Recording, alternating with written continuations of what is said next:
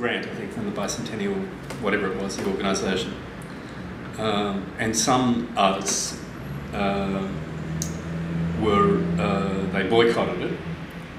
And Patrick White, when he found out that I had taken one, famously said, "Well, that's the end of him."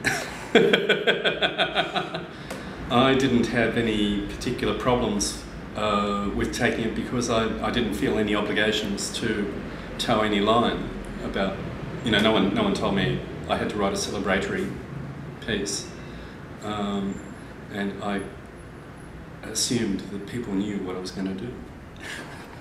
My writing and my, you know, to the extent that you can talk about a career, like I've actually never thought about it in terms of career, just in terms of writing, has always been self-generated and self-directed. What the Bicentennial Commission really gave me was the opportunity to do something that I intended to do anyhow.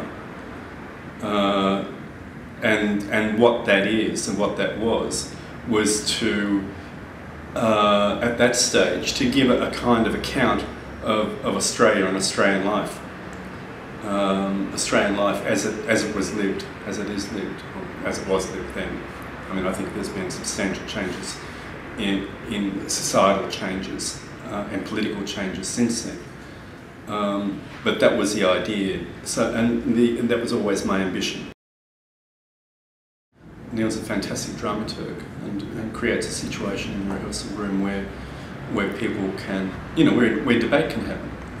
And I've always felt really happy and really comfortable in that sort of circumstance of debating with actors and debating with whoever's there, really, you know, about what the meaning of it, because it's just a philosophical position about what theatre is, and how I see theatre from that point of view is that the aim of the exercise is to mount a production. So the writer contributes to the mounting of the production by providing a script. But I'm a Democrat in my attitude to it, which is not to say that I see the writer's role as being that of a secretary.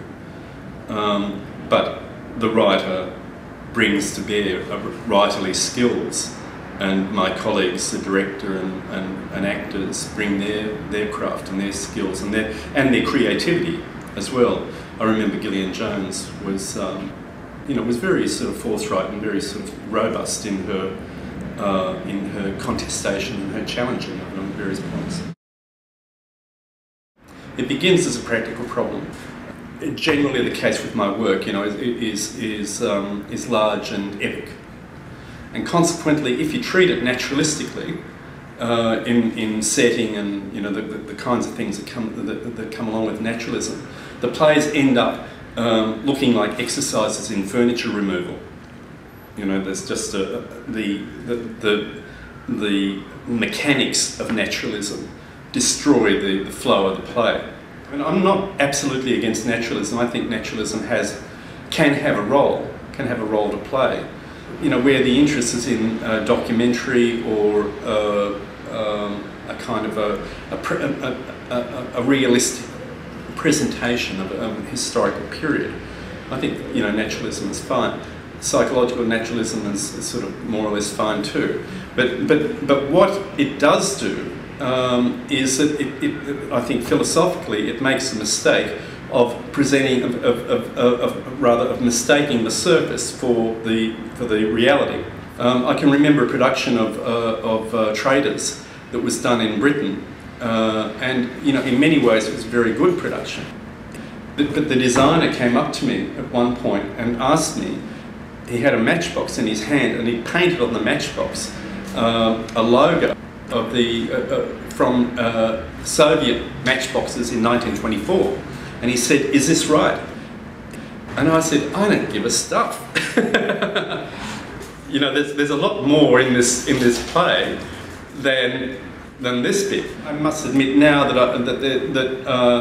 that the argument needs a more sophisticated view, and to present it in that way, the way I just presented it, is a little bit like a bald statement. but I still feel myself, well, I'm still committed against naturalism. I am an anti-naturalist. Everything I have written is against naturalism, and my view is, if you want to do naturalism, go into television. To demand a sort of a visual verisimilitude is almost to cut your legs off. You know, we've got all the magnificent imaginative capabilities and practical capabilities of the stage. And I'm not just talking about stagecraft, I'm talking about the ability of language, the poetic ability of language to create scene and create scene and environment and everything. You know, the way the stage is used by Shakespeare. You know, as soon as people attempt to present naturalism on stage, the paucity of their efforts vis-a-vis film and television is immediately obvious. We can't do it as well as they can, and it's a little bit like those people who you know announce the death of painting with the introduction of photography. You know, okay, photography can document what things look like better than painting can, but painting can document what things feel like immensely better than photography can. So that's my, you know, that's where I want to place myself as a playwright. I want to place myself within the power of theatre and the poetry of theatre.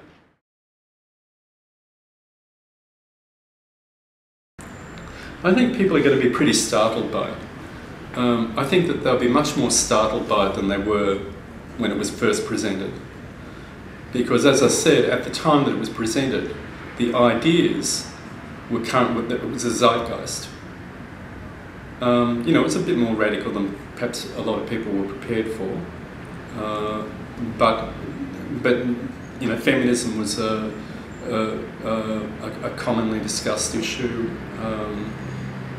The nature of capitalism, the nature of Australian capitalism, you know, what sort of society we want to be, those kinds of questions. I mean, actually, democratic questions, you know, especially during the time of the bicentennial. You know, that was very prominent in everyone's mind. What sort of country are we? What's our relationship with the Indigenous people? How can we bring them on board to celebrate their disestablishment? You know,